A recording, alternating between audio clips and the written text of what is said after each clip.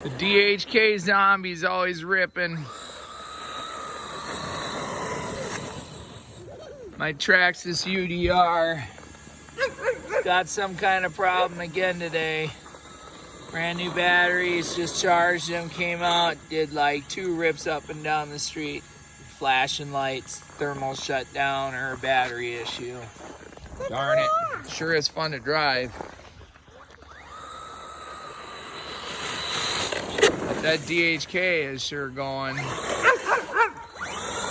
5-year-old really loves driving that thing. The Zombie. Got 2 left of those in stock, and they really go. Love that truck.